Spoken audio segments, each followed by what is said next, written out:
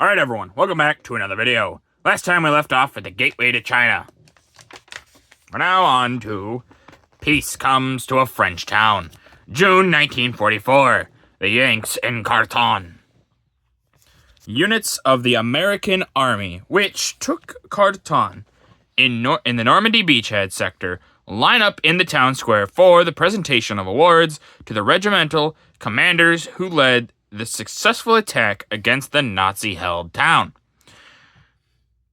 which fell earlier in the month after a fierce battle. In the picture at the left, so this one right here, by the way, pockmarked as it's spattered by bombs. This field in Treves, I think it's Cheverius. Anyone knows? It's that word right there. Actually contains abandoned American foxholes or slit trenches. Slit? It's either slit or silt. I'm not sure what they mean by that. Note how deeply each trench is dug to afford its occupant sufficient protection. So if we look in, we can see all of this, and then the tiny... These are the slit. So these are slits. Yeah, that's what they're saying. Slit trenches. This is the road, I think, into this field. Yeah, look at that. Barely any room, but it's the idea of just enough protection that if an enemy shoots at you, you can get down and huddle down into the trench. So, sidelights in the Battle of France. June 1944. Ration cards and the day's news. In the picture at the right, actually, we're going to look at this one first. My bad. Picture at the right are a group of ration cards which had been in use in the occupied territory since early in 1941 and covered nearly all the necessities of life. In the picture above, French refugees read the daily newspaper printed by the British for the people of Normandy. This newspaper, La Boy des Allies, was distributed by amplifier units. The work of this group was to gather the news from the radio, edit it for the printer, and distribute the sheets to the towns and villages.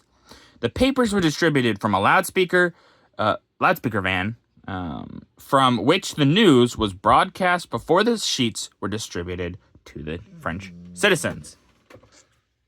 So yeah, obviously they talked about this earlier, and even like way back in some of the earlier books about these ration cards, basically. And yeah, so while the Germans are cruel, they're not cruel to a degree where people are going to revolt as easily. If you can make people at least like, well, it'll be worse than it is now, a lot of times they won't fight back because for them, they're just like, well, it's not the best situation, but it could be worse. Well, it's not a good way to think. It's an understandable way to think a lot of the time. And yeah, so also giving them the daily newspaper so that the French citizens know, hey, this is what the Allies are doing. This is also what's just going on in the world, maybe. Things like that. It's important stuff. People like to, especially at this time, you don't have very much readily access to television, the internet, anything like that. That stuff doesn't exist yet. So the newspaper, the radio, those are the forms of communication. So you're going to give these people these things so that they can keep up with what's going on. The Admiral looks over the beach. June 28th, 1944. Inspection of a Nazi redoubt. Accompanied by other high-ranking officers of the United States and British Navies, Admiral Harold R. Stark, USN, commander of U.S. naval forces in European waters, leaves a formidable Nazi gun emplacement which was knocked out by Allied forces during the opening stages of the battle for the beachhead. Made of concrete, fortified with steel, the giant pillbox was the place as to command a vital sector of the Normandy beach. So yeah, these pillboxes, I I wouldn't ever consider them pillboxes, but they kind of are. They kind of get knocked out. Like the big guns get knocked out pretty early on. Makes them kind of ineffective. They had these guns to defend against people shooting at them, things like that, but they get knocked out, and so that all just goes out the window, which is just both kind of... It's kind of helpful, because it could have been a lot worse for the Allies if those guns didn't get knocked out as easily. Mail from home reaches Cherbourg. June 30th, 1944. Sorting the mail. These members of a mobile APO sort the mail for their units under a camouflage net in front of a mobile post office in France. One that was converted to its present use from a captured German military vehicle. A sergeant and two of his assistants are hard at work, while one of the detail takes it easy as he catches up on the news from his home. So you can see there the soldiers getting the mail, placing it in the right places. And this guy, he's just relaxing, reading mail from home. This mail was important, obviously. These guys, some of them, this is not necessarily their first, but one of their first times away from home. And a little bit of home, it makes people almost fight harder, actually, because you remember then what you're fighting for. So it's good to give these guys their mail, and it's nice that they had these moments of just, war is away, it's off in the distance, and for right this second, here I am, just enjoying the little bit of this that I can get. Civilian casualties of the war in France. June 1944. The innocent suffer. In the picture at the right, a young boy, wounded in both legs and his right arm, bears up bravely while an American medical corpsman treats his injuries. The boy was wounded by a German grenade during fighting for the town of Saint Sauveur. At the right of him, so up here, I think, is a wounded American soldier.